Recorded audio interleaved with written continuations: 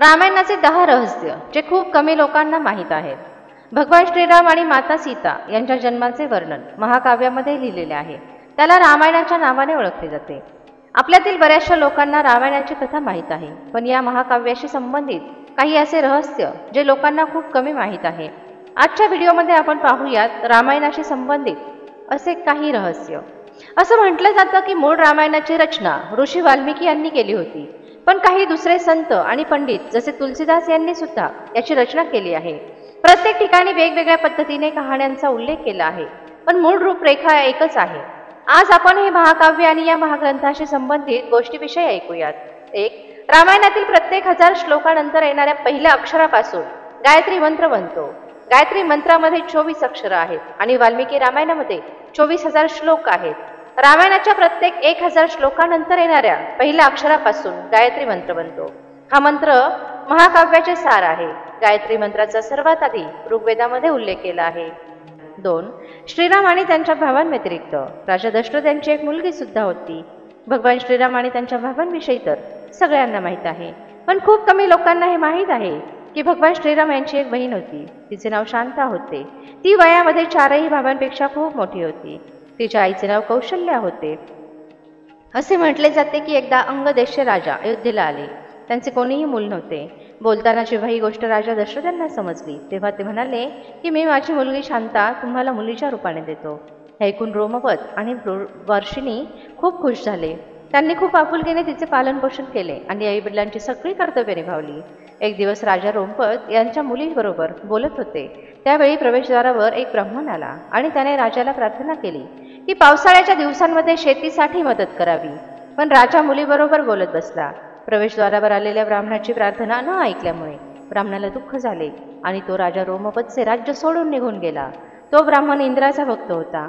आपल्या भक्ताकडे दुर्लक्ष केलेले पाहून इंद्रदेव राजा रोमपतवर नाराज झाले आणि इंद्रदेवांनी त्याच्या राज्यामध्ये चांगला पाऊस पाडला नाही. त्यामुळे शेतीतील पिके सुकू लागली. या संकटाच्या वेळी राजा रोमपत ऋषी शृंगी यांच्याकडे गेला आणि त्यांना उपाय विचारला.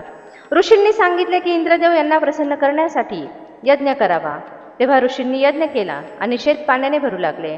त्यानंतर शृंगी ऋषींचा विवाह शांताबरोबर झाला. ते सुखाने राहू लागले. त्यानंतर शृंगी ऋषींनी राजा दशरथ यांच्या पुत्रकामनेसाठी पुत्रकामेष्टी यज्ञ केला.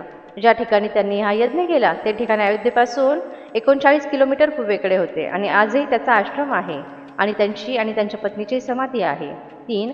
भगवान श्रीराम विष्णूंचे अवतार आहेत आणि त्यांचे भाऊ कोणाचा अवतार आहेत? भगवान श्रीरामांना विष्णूंचा अवतार मानले जाते, पण तुम्हाला माहीत आहे का त्यांचे भाऊ कोणाचा अवतार होते? लक्ष्मणाला शेषनागाचा अवतार मानले जाते, जे क्षीरसागरामध्ये भगवान विष्णू यांचे आसन आहे. तसेच भरत आणि शत्रुघ्न भगवान विष्णूंच्या हातामध्ये असलेले सुदर्शन चक्र आणि शंख यांचा अवतार आहे. 4. सीता स्वयंवरामध्ये असलेल्या भगवान शिव यांच्या धनुष्याचे नाव काय होते? आपल्यापैकी बऱ्याचशा लोकांना माहीत आहे की श्रीरामांचा सीतेबरोबर विवाह एका स्वयंवरामुळे झाला होता. त्या स्वयंवरासाठी भगवान शिव यांच्या धनुष्याचा वापर केला होता, ज्यावर सगळ्या राजकुमारांना प्रत्यंचा चढवायची होती. पण खूप कमी लोकांना माहीत आहे की भगवान शिव यांच्या या धनुष्याचे नाव पिनाक होते. 5. सीता स्वयंवरामध्ये रावण सुद्धा गेला होता. त्या काळातील बरेचसे राजा सीता स्वयंवरामध्ये भाग घेण्यासाठी गेले होते, ज्यामध्ये रावण सुद्धा गेला होता.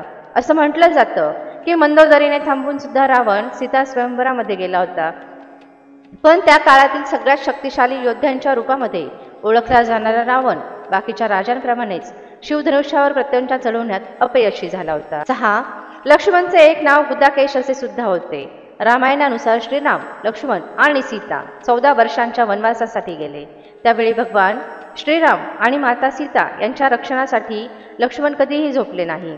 त्यामुळे लक्ष्मणचे नाव गुदाकेश असे पडले. असे म्हटले जाते की अरण्यामध्ये पहिल्या दिवशी भगवान श्रीराम आणि माता आराम करत होते, तेव्हा लक्ष्मण समोर निद्रादेवी प्रकट झाली.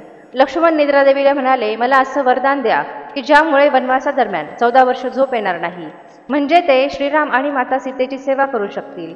लक्ष्मणच्या तोंडून असे बोलणे ऐकून निद्रादेवी प्रसन्न झाली आणि म्हणाली, हे लक्ष्मण, जर तुझ्या बदली जर कोणी निद्रा घेण्यासाठी तयार असेल तर मी तुला हे वरदान देऊ शकेल.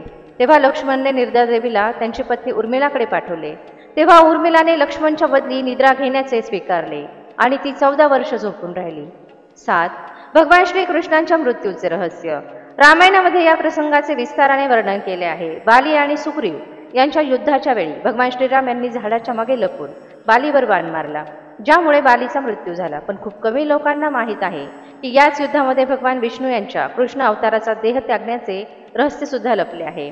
खरं तर बालीच्या मृत्यूची बातमी त्याची पत्नी तारा हिला समजली.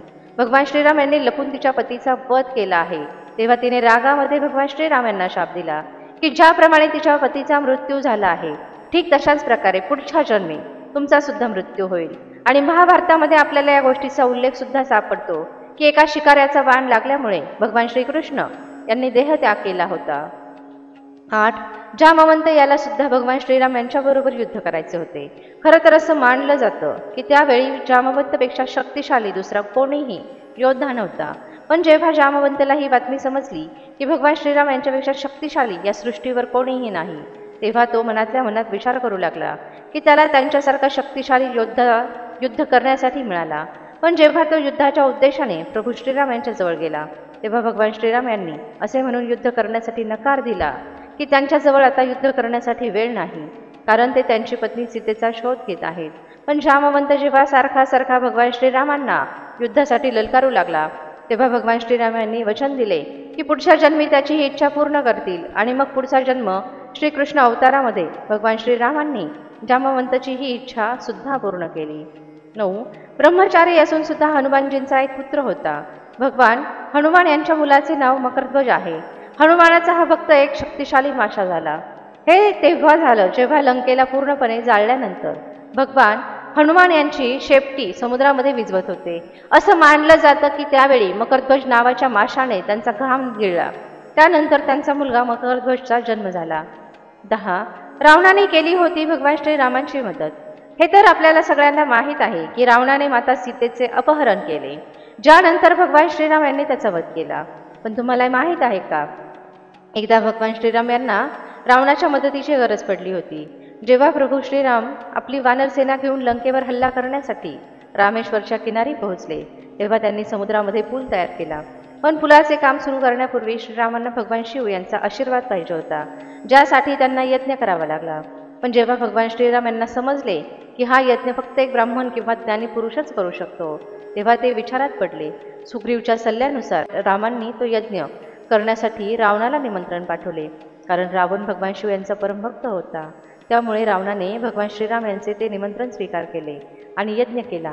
रावण न फक्त तो यज्ञ करण्यासाठी आला, तर त्याने यज्ञ समाप्तीनंतर भगवान श्रीराम यांना आशीर्वाद सुद्धा दिला की ते ज्या उद्देशासाठी हा यज्ञ करत आहेत तो सफल व्हावा. खरं तर त्याला हे माहीत होते की भगवान श्रीरामांनी तो पूल रावणावर हल्ला करण्यासाठी तयार केला आहे. मला आशा आहे की हा व्हिडिओ तुम्हाला नक्की आवडला असेल. व्हिडिओ आवडला असेल तर व्हिडिओला एक लाईक आणि सबस्क्राईब नक्की करा आणि कमेंटमध्ये जय श्रीराम नक्की लिहा.